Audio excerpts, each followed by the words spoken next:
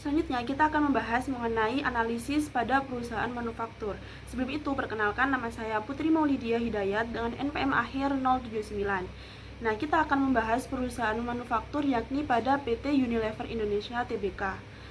Yang pertama yaitu tentang profil perusahaan. Jadi, PT Unilever Indonesia Tbk atau biasa disingkat dengan UNVR adalah perusahaan fast moving consumer goods yang didirikan pada tanggal 5 Desember 1933. Jadi perusahaan ini itu melakukan IPO pada tahun 1981 dan tercatat di bursa pada tahun 1982. Saat ini PT Unilever Indonesia Tbk itu memiliki 44 merek, 9 pabrik, dan 1000 saham. Nah, untuk menjaga unit itu dipasarkan melalui 800 jaringan distributor, yakni beberapa merek yang sudah dikenal oleh masyarakat antara lain Vaseline, Pepsodent, Lifebuoy, Rinso, dan juga Royco. Selanjutnya kita akan membahas terlebih dahulu mengenai jumlah liabilitas imbalan kerja jangka panjang milik PT Unilever Indonesia Tbk. Jadi, PT Unilever Indonesia Tbk ini mengungkapkan bahwa total liabilitas imbalan kerja jangka panjangnya yakni termasuk imbalan pensiun, imbalan kesehatan pasca kerja, dan imbalan jangka panjang lainnya pada 31 Desember tahun 2023 itu sebesar 1.504.566 juta rupiah. Rinciannya yang pertama ada imbalan pensiun sebesar 563.517 juta rupiah, sedangkan imbalan kesehatan pasca kerjanya yakni sebesar 658.912 juta rupiah. Kemudian yang ketiga imbalan pasca kerja lainnya sebesar 86.536 juta rupiah. Yang terakhir imbalan kerja jangka panjang lainnya itu sebesar 195.601 juta rupiah. Dari total tersebut bagian jangka pendek adalah sebesar 152.552 juta rupiah. Sisanya sebesar 1.352.014 juta rupiah adalah bagian dari jangka panjang. Selanjutnya kita akan membahas mengenai program pensiun atau defined benefit. Untuk program pensiun ini dengan imbalan pasti atau defined benefit, Unilever Indonesia itu mencatat yang pertama, nilai kini kewajiban imbalan pasti per 31 Desember 2023 yakni sebesar 2.156.735 juta rupiah.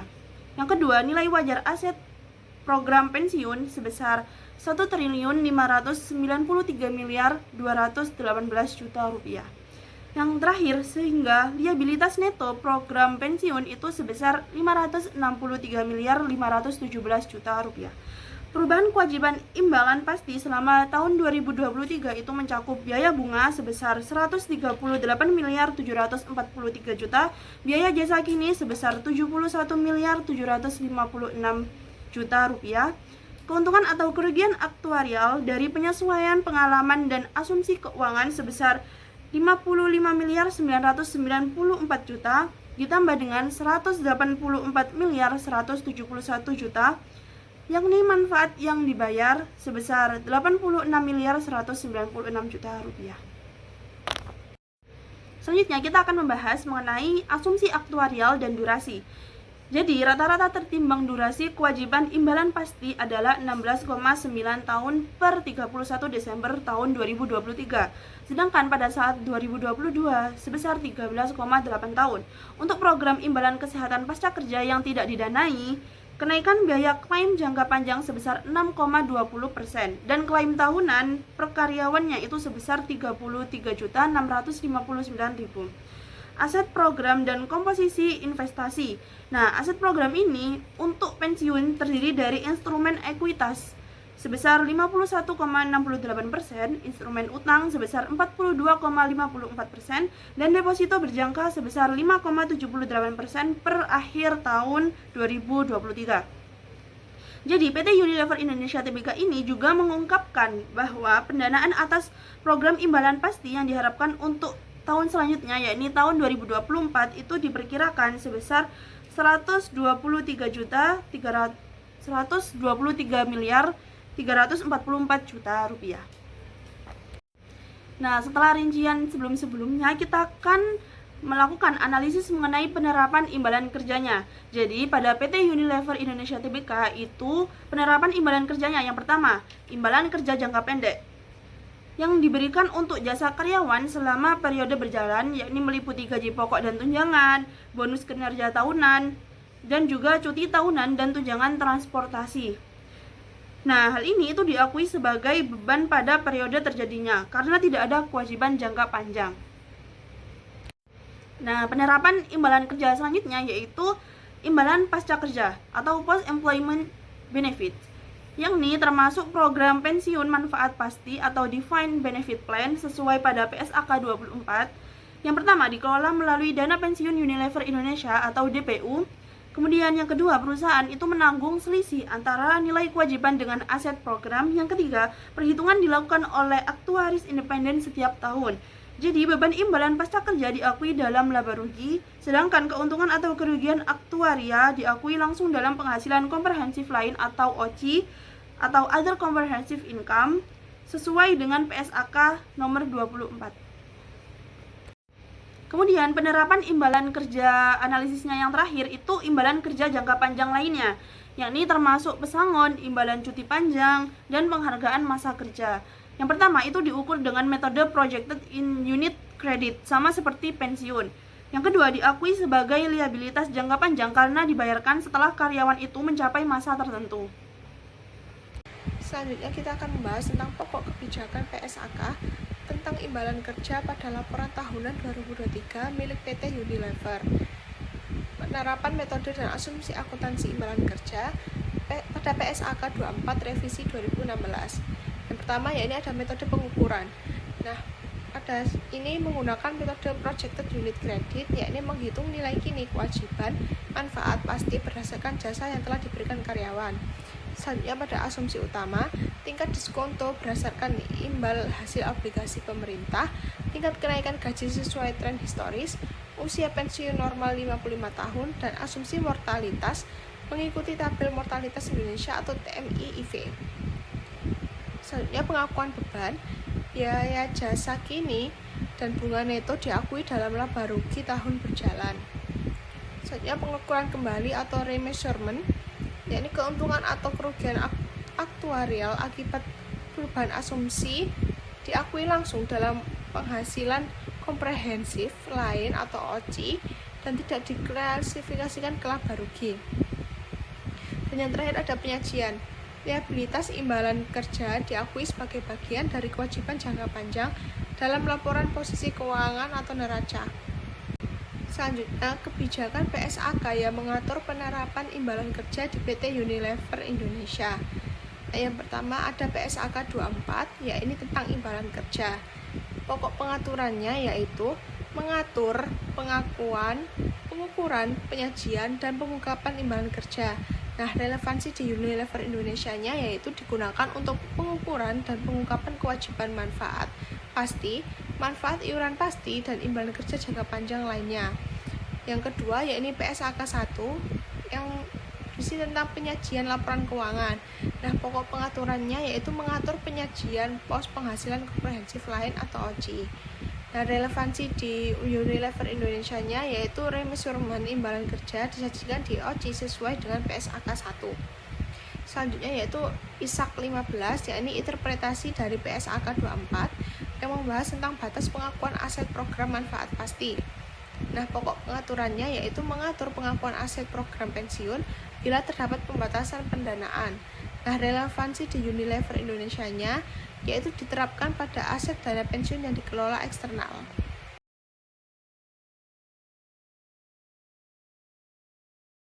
Nah, di sini saya menjelaskan tentang review annual report Bank Sentral Asia. Dan sedikit kita ketahui tentang profil Bank BCA itu PT Bank Sentral itu bank swasta terbesar di Indonesia yang berdiri sejak tahun 1997.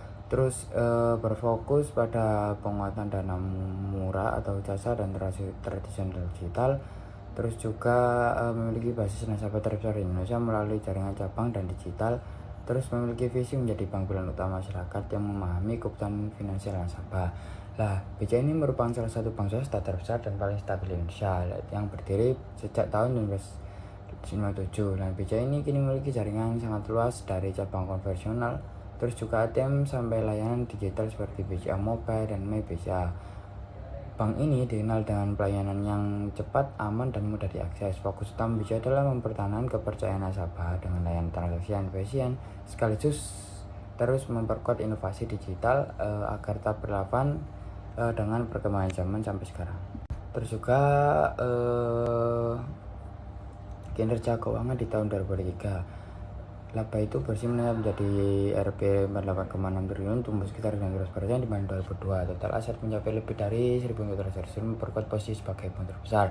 Terus RO-nya berada di sekitar 3,6% dan RO mencapai 23,8%. Terus kredit tumbuh 12,3% dan jasa itu lebih besar dibanding 80%. Lagi kinerja BCA ini di tahun 2000 sangat kuat. Laba bersih naik hampir 50% mencapai 8,6 triliun rupiah. Total asetnya juga tumbuh menjadi lebih dari 1.500 triliun. Terus pertumbuhan kredit itu sebesar 12%, terutama datang dari segmen konsumsi dan komersial.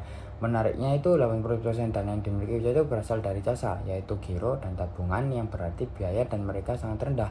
Dengan ROA itu sebesar 3,6% dan ROE-nya sebesar 23,8%. Lah, Bank Sentral Asia ini menunjukkan efisiensi tinggi dan profitabilitas yang sangat baik. Sementara rasio kredit bermasalah atau NPL tetap rendah di 1,9%. Secara keseluruhan itu ini menunjukkan manajemen keuangan yang sehat dan terkendali. Juga strategi bisnis dan digitalis, yaitu transformasi digital menjadi fokus utama strategi bisnis. Aplikasi BCA Mobile dan My BCA mencatat peningkatan transaksi digital lebih dari 20%, peningkatan layanan customer experience berbasis teknologi dan AI, ekspansi produk digital seperti Welma, Klik BCA Bisnis, dan QRIS BCA. Model layanan hybrid antara kanal digital dan cabang fisik tetap dipertahankan. Lah, digitalis menjadi strategi utama BCA. Aplikasi BCA Mobile dan My BCA terus berkembang dengan peningkatan transaksi digital lebih dari 20% sepanjang 2023. Lewat inovasi ini, nasabah bisa membuka rekening, bertransaksi, bahkan berinvestasi tanpa harus datang ke cabang. Selain itu, BCA juga memperkuat keamanan data dan sistem digital mereka karena risiko cyber makin meningkat. Jadi, digitalis di sini bukan hanya tentang kenyamanan, tapi juga tentang efisiensi dan keamanan. Kemudian tata kelola dan manajemen risiko. Pertama, BCA menerapkan prinsip Good Corporate Governance atau GCG dengan transparansi dan akuntabilitas tinggi. Kemudian sistem manajemen risiko mencakup risiko kredit, pasar operasional, dan likuiditas. Kemudian pengawas aktif dari Dewan Komisaris dan Komite Audit. Kemudian penguatan sistem keamanan cyber untuk melindungi data nasabah. Dan terakhir, adaptasi terhadap kebijakan makroprudensial Bank Indonesia dan OJK. Keuangan berkelanjutan. Jadi di sini ada komitmen terhadap prinsip environmental, sosial, dan governance terus diperkuat. Kemudian ada portofolio pembiayaan berkelanjutan mencapai sekitar 22% dari total pinjaman. Kemudian ada fokus pada pembiayaan hijau, UMKM, dan sektor ramah lingkungan. Kemudian fokus pada kemudian ada peningkatan literasi keuangan dan tanggung jawab sosial perusahaan. Yang terakhir ada pengembangan budaya kerja beretika dan inklusif di seluruh unit BCA. Perkenalkan, nama saya Eka Tama Atiasari dengan NPM belakang 288. Di sini saya akan menjelaskan tentang review annual report PT Mitra Adi Perkasa Tbk atau yang biasa disebut dengan MAP. Profil perusahaan. PT Mitra Adi Perkasa Tbk atau MAP adalah perusahaan retail gaya hidup terbesar di Indonesia yang berdiri sejak tahun 1995 dan go public pada tahun 2004. MAP ini mengelola lebih dari 150 merek internasional seperti Zara, Starbucks, Converse, Skechers, Sephora, dan Burger King dengan lebih dari 3.150 gerai di 80 kota di Indonesia dan 6 negara ASEAN. MAP memperkerjakan sekitar 29.000 karyawan, sehingga penerapan kebijakan imbalan kerja ini menjadi bagian penting dari tanggung jawab sosial dan keberlanjutan perusahaan. Selanjutnya ada kebijakan PSAK.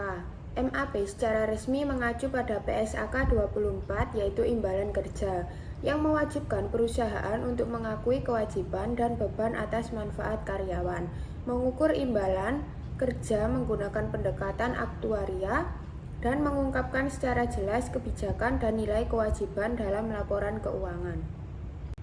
Selanjutnya di sini ada penerapan imbalan kerja di MAP.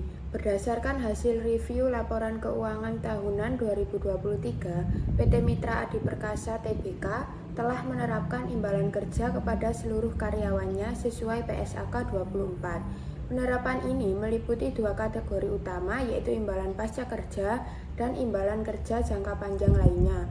Yang pertama ada imbalan pasca kerja. MAP memberikan imbalan pasca kerja sesuai UU nomor 13 tahun 2003 tentang ketenagakerjaan dan UU Cipta Kerja nomor 11 tahun 2020. Bentuk imbalan pasca kerja ini mencakup uang pesangon, penghargaan masa kerja, uang penggantian hak, dan manfaat pensiun melalui program Pesangon Plus yang dikelola oleh PT Equity Life Indonesia. Nilai kini kewajiban imbalan kerja tahun 2023 sebesar Rp578.690 juta. Nilai wajar aset program Rp12.976 juta dan liabilitas bersih sebesar Rp565.714 juta. Perkenalkan, saya Nada Amelia Febrianti dengan NPM akhir 219. Nah, di sini saya akan menjelaskan mengenai lanjutan dari penjelasan rekan saya sebelumnya, yaitu penerapan imbalan kerja di MAP. Yang kedua, itu ada imbalan kerja jangka panjang lainnya. Jadi, MAP ini juga memberikan manfaat berupa cuti panjang dan penghargaan masa kerja kepada karyawannya. Nah, nilai kewajiban MAP tahun 2023 itu sebesar 45.086 juta dan tidak didanai secara khusus tapi diukur sesuai dengan PSAK 24. Yang ketiga itu ada imbalan jangka pendek, yang dimana MAP ini juga memberikan gaji pokok, tunjangan bulanan, bonus berbasis kinerja, dan insentif tahunan kepada seluruh karyawan yang aktif.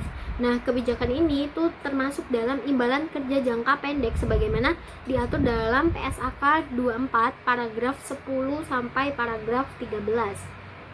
Nah, selanjutnya kita perlu menganalisis kesesuaian dengan PSAK 24. Yang dimana yang pertama itu ada pengakuan kewajiban. Nah, MAP ini menggunakan metode Projected Unit Credit. Nah, yang kedua ada pengungkapan asumsi aktuaria. Jadi ini menyajikan tingkat diskonto, kenaikan gaji, dan dana dan usia pensiun. Nah, yang ketiga itu ada jenis imbalan kerja. Jadi ini mencakup pasca kerja, jangka panjang, dan jangka pendek. Yang keempat itu ada program pendanaan. Jadi ini merupakan program Pesangon Plus melalui PT Equity Life Indonesia. Nah, yang terakhir ada transparansi pelaporan. Jadi pengungkapannya ini lengkap di catatan 24 dan di bagian remunerasi. Nah, jadi kesimpulan akhirnya di review MAP perusahaan MAP ini itu berdasarkan hasil analisis tadi itu dapat disimpulkan bahwa PT Mitra Adi Perkasa Tbk ini telah menerapkan imbalan kerja kepada seluruh karyawannya secara lengkap sesuai dengan PSAK 24, yang dimana MAP ini menyediakan berbagai bentuk imbalan kerja mulai dari gaji dan bonus, mau bisa jangka pendek hingga manfaat pensiun dan cuti panjang, yaitu pasca kerja dan jangka panjang, yang dimana kebijakan imbalan kerja ini disusun dengan prinsip keadilan, transparansi, dan tanggung jawab, dan tentunya sejalan dengan Good Corporate Governance atau GCG, serta sesuai dengan kebijakan atau ketentuan PSAK 24 tentang pengakuan manfaat karyawan. Perkenalkan, nama saya Anissa Nur Fadila dengan NPM akhir 090. Selanjutnya adalah ringkasan perbandingan dari penerapan PT Mitra Adi Perkasa Tbk atau MAP. Yang pertama ada jenis imbalan kerja yang diterapkan.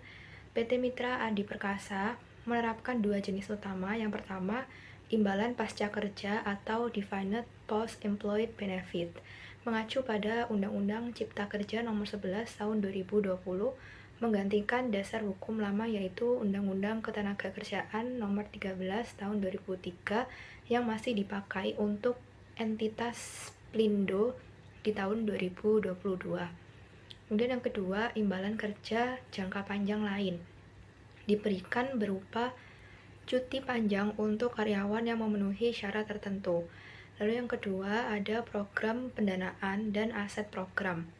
Nah, MAP dan entitas anak memiliki program Pesangon Plus yang dikelola oleh PT Equity Life Indonesia untuk mendanai liabilitas pasca kerja.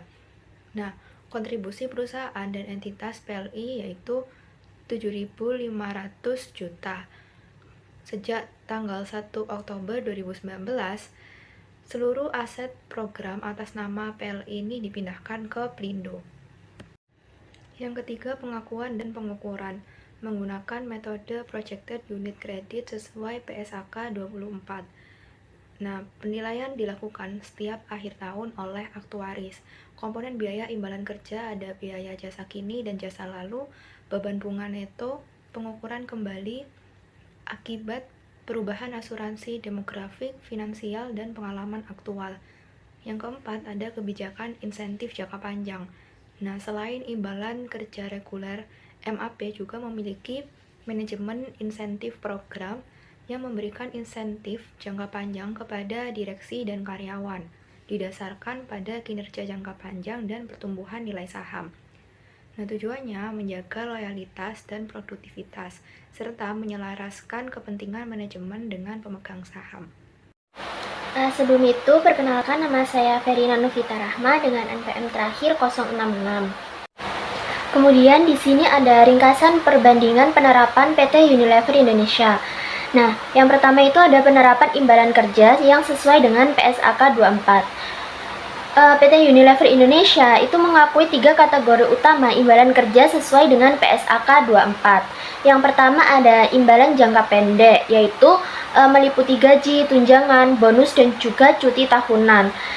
Imbalan jangka pendek ini diakui sebagai beban saat terutang kepada karyawan. Nah, kemudian yang kedua ada imbalan jangka panjang lainnya. Ini mencakup penghargaan masa kerja atau Jabil Award dan juga cuti panjang. Nah, imbalan jangka panjang lainnya ini dihitung dengan metode aktuaria. Nah, keuntungan dan juga kerugian diakui langsung pada laba rugi. Nah, lalu yang ketiga atau yang terakhir ada imbalan pasca kerja. Ini meliputi pensiun dan juga imbalan kesehatan pasca kerja. Nah, imbalan pasca kerja ini menjadi kewajiban jangka panjang yang signifikan bagi perusahaan. Nah, kemudian ada penerapan PSAK 24. Nah, yang pertama itu kebijakan perusahaan menekankan pengakuan kewajiban imbalan kerja berdasarkan hak karyawan yang telah diperoleh. Kemudian yang kedua, setiap perubahan asumsi atau pengalaman aktuaria diakui dalam penghasilan komprehensif lain atau other comprehensive income. Lalu yang terakhir, perusahaan itu memanfaatkan perhitungan dilakukan antara independen oleh aktuaria yang berkualifikasi setiap tahun. Nah, kemudian di sini yang kedua itu ada program pensiun dan juga perhitungan aktuaria. Nah, yang pertama itu ada jenis program pensiun. Unilever itu menetapkan ada 2 jenis program pensiun, yaitu yang pertama ada program imbalan pasti atau Defined Benefit Plan yang digunakan untuk karyawan yang dipekerjakan sebelum 1 Januari tahun 2008. Nah, manfaat pensiun dihitung berdasarkan masa kerja, usia, dan juga besaran kompensasi, dan didanai melalui dana pensiun manfaat pasti Unilever Indonesia. Nah, lalu yang kedua ada program iuran pasti atau Defined Contribution Plan. Nah, ini digunakan untuk karyawan setelah 1 Januari tahun 2008 dan dikelola oleh dana pensiun iuran pasti Unilever Indonesia. Nah, iuran ini diakui sebagai beban saat terutang dan dibayarkan ke dana pensiun terpisah. Kemudian ada kebijakan dan juga pengukuran, yaitu yang pertama, kewajiban imbalan pasti itu dihitung dengan metode Projected Unit Credit atau PUC yang menggunakan asumsi aktuaria seperti tingkat diskonto dan juga kenaikan gaji. Yang kedua yaitu jika manfaat minimum menurut UU Ketenagakerjaan lebih besar daripada manfaat program perusahaan, selisihnya itu akan diakui sebagai imbalan pasca kerja tambahan. Kemudian yang terakhir, perusahaan itu juga menanggung imbalan kesehatan pasca kerja untuk pensiun dan juga untuk pensiunan dan juga keluarganya. Mungkin sekian presentasi dari kelompok kami. Kurang lebihnya kami mohon maaf. Wassalamualaikum warahmatullahi wabarakatuh. Nah, selanjutnya yakni ringkasan perbandingan penerapan dari PT Bank Sentral Asia Tbk atau Bank BCA. Program jenis imbalan kerjanya yang diterapkan itu dan juga penerapan PSAK 24-nya itu, yang pertama ada imbalan kerja jangka pendek. Ini meliputi pokok tunjangan, gaji pokok, terus bonus dan cuti tahunan yang diakui sebagai beban aset karyawan memberikan jasa. Yang kedua ada imbalan pasca kerja, yakni post employment benefit. Nah, Bank BCA sendiri itu memberikan manfaat pensiun dan imbalan pekerjanya itu pasca kerja lainnya itu sesuai dengan ketentuan UU Ketenagakerjaan. Perhitungan liabilitas dilakukan menggunakan metode Project Unit Credit atau biasa disingkat PUC oleh aktuaris independen setiap akhir tahun. Terus yang terakhir, imbalan kerja jangka panjang lainnya itu termasuk kayak penghargaan masa kerja dan juga program loyalitas bagi karyawan yang memenuhi syarat tertentu. Selanjutnya yakni program pensiun dan perhitungan aktuaria. Yang pertama program dana pensiun lembaga keuangan, ini DLPK, itu dikelola oleh lembaga keuangan resmi untuk membiayai manfaat pasca kerja karyawan. Terus ada kontribusi perusahaan dan karyawan disetorkan secara berkala untuk menjamin keberlanjutan dana pensiun. Selanjutnya yang kedua ada pengukuran dan pengakuan aktuaria.